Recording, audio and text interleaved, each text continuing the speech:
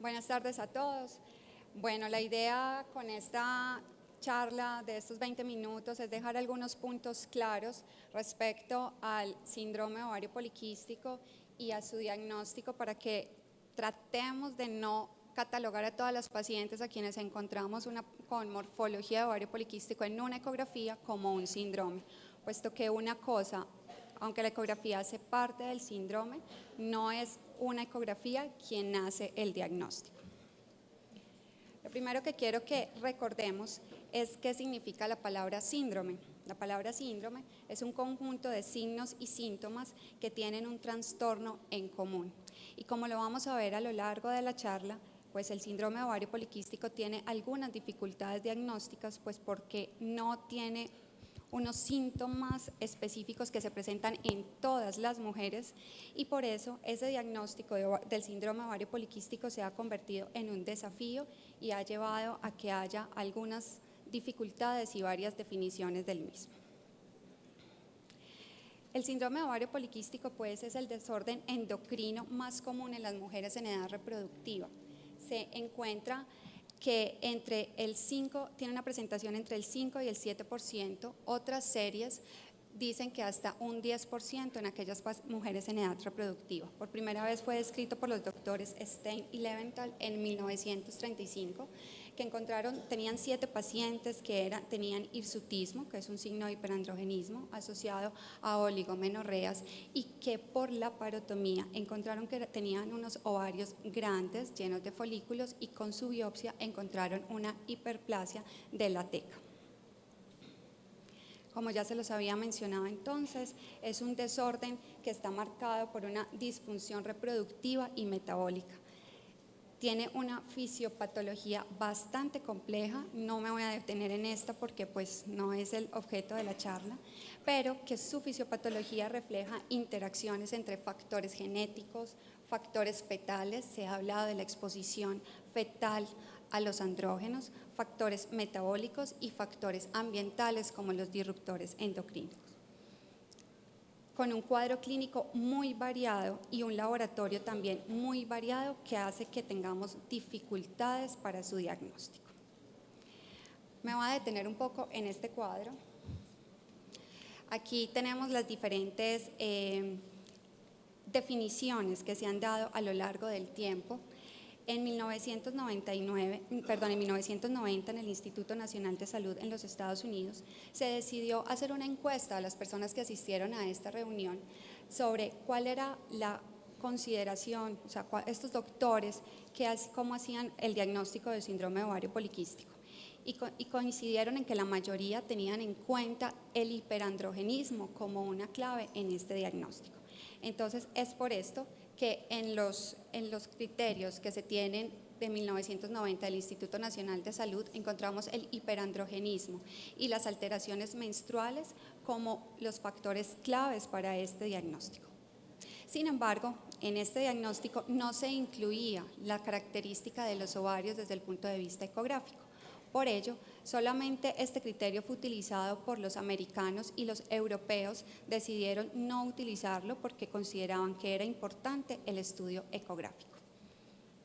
Posteriormente, en Rotterdam en el año 2003, en el consenso que allí se hizo, pues volvieron a examinar todos los criterios diagnósticos y encontraron, como lo vemos acá, que para hacer un diagnóstico de síndrome ovario poliquístico se requería la presencia de al menos 2 de los siguientes criterios.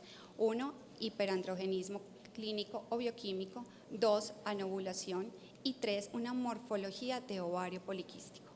Esto hizo que se diera lugar a la presencia de 4 fenotipos de síndrome de ovario poliquístico.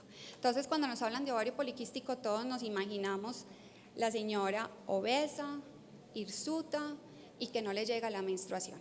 Pues sí, ese es el clásico y ese sería si lo viéramos desde el punto de la definición que dio el Instituto Nacional de Salud.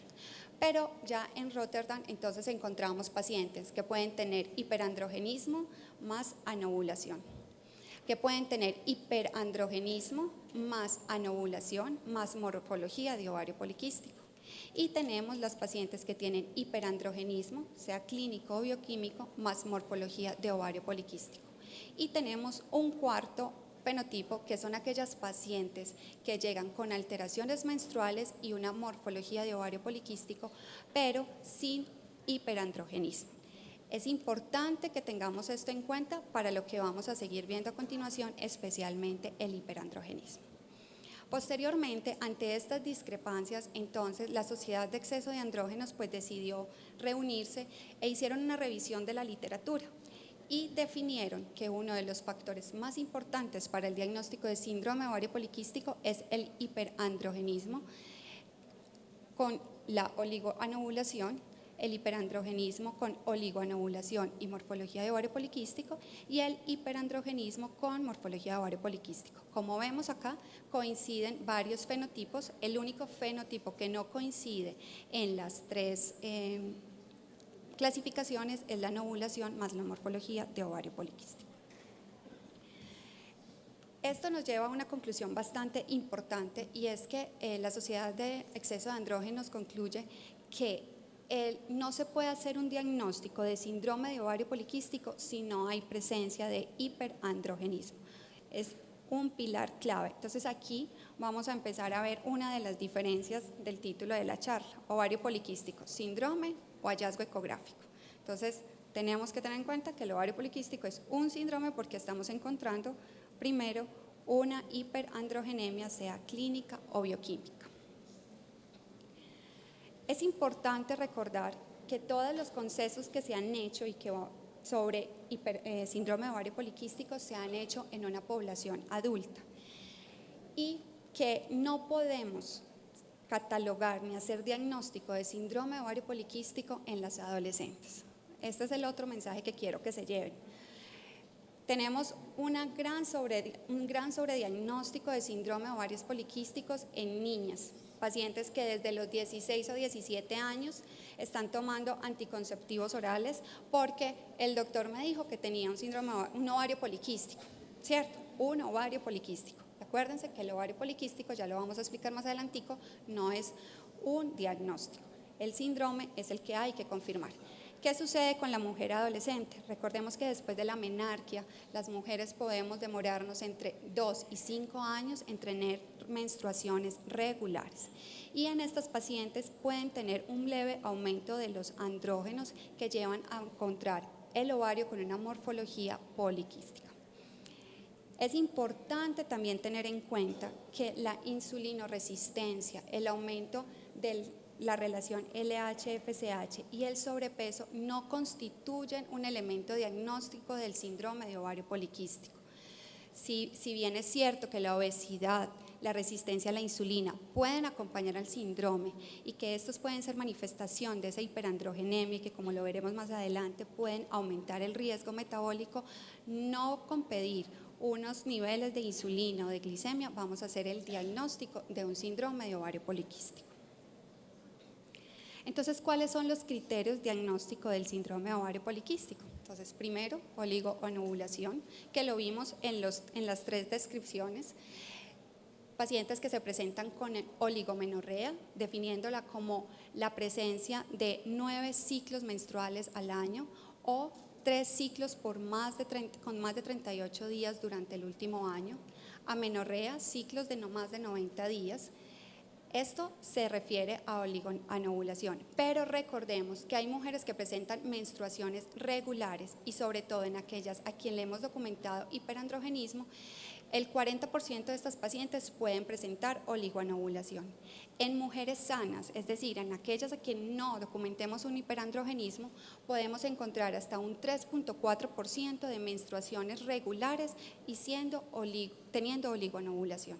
Por ende, esto tenemos que documentarlo y la manera de documentar esa oligoanovulación es solicitando una progesterona sérica entre los días 20 y 24 del ciclo menstrual.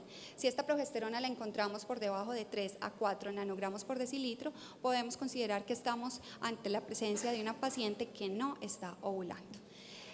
Por regla general, uno usualmente la pide el día 21, pero tenemos que mirar cuál es la longitud del ciclo de cada paciente. El hiperandrogenismo clínico, entonces, como ya lo vimos, en la definición que dio el Instituto Nacional de Salud, se encuentra más o menos en el 60 a 80% de las pacientes perdón, me voy a adelantar a esta. El hiperandrogenismo bioquímico, como ya lo habíamos visto, las pacientes que tienen síndrome ovario poliquístico, el 60-80% tienen hiperandrogenismo bioquímico. ¿Y qué debemos solicitar? Una testosterona total, una dehidroepiandrosterona sulfato y lo más importante es la medición de los andrógenos libres. Si bien lo sabemos, la medición de testosterona libre tiene muchas dificultades técnicas, entonces lo que podemos hacer es pedir una testosterona total, una medición de una globulina transportadora de esteroides sexuales y hacer este índice de andrógenos libres, que es lo que más se relaciona con hiperandrogenismo. Aquí les puse este datico, esta testosterona libre debe estar en nanomol, si no se encuentra en nanomol entonces se debe multiplicar por este coeficiente 3.4467 para poderlo convertir a nanomol y hacer el índice. Otro de los hallazgos de las condiciones diagnósticas entonces es el hiperandrogenismo clínico, pues que es la manifestación clínica derivada del exceso de andrógenos que ya habíamos revisado, y los más importantes, y quizás los han considerado algunos autores, es que el hirsutismo es el más importante de esta manifestación de hiperandrogenismo. Entonces, ¿cuál es el hirsutismo? Es la presencia de vello en todas estas zonas dependientes de andrógenos. No es la señora que llega a la consulta con irregularidad menstrual y que tiene los brazos con mucho vellito, entonces esta ya tiene un hiperandrogenismo. No, es la paciente que tiene vello a nivel facial, específicamente a nivel del tórax, de la línea media que va desde el pubis al abdomen, y piernas también se consideran como signos dependientes de andrógeno.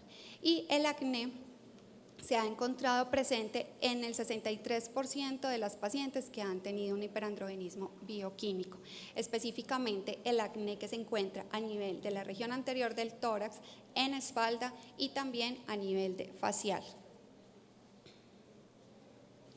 Y aquí llegamos al otro punto de la charla, entonces la morfología del ovario poliquístico. Entonces, no es diagnóstico encontrar en ecografía un ovario de aspecto poliquístico lo que nos hace el diagnóstico. Inicialmente, cuando se empezaron a estudiar las pacientes con síndrome de ovario poliquístico, se hacía visualización directa por la parotomía de cómo era la morfología de ese ovario, y también se hacía una evaluación histológica por una biopsia de ese ovario. Pues posteriormente llegó la ecografía, que nos facilitó mucho más las cosas, y como ya se los he dicho, no es necesario ni suficiente para el diagnóstico de síndrome de ovario poliquístico. ¿Por qué? Porque encontramos ovarios de aspecto poliquístico en 10 a 20% de mujeres sanas. Encontramos morfología de ovario poliquístico en 30% de las adolescentes. Entonces, quiero que se lleven este mensaje. Cuando pido una ecografía que me reportan como ovario poliquístico, esa paciente no tiene un síndrome hasta que no le hayamos confirmado que tiene una hiperandrogenemia o que tenga manifestaciones clínicas de hiperandrogenemia.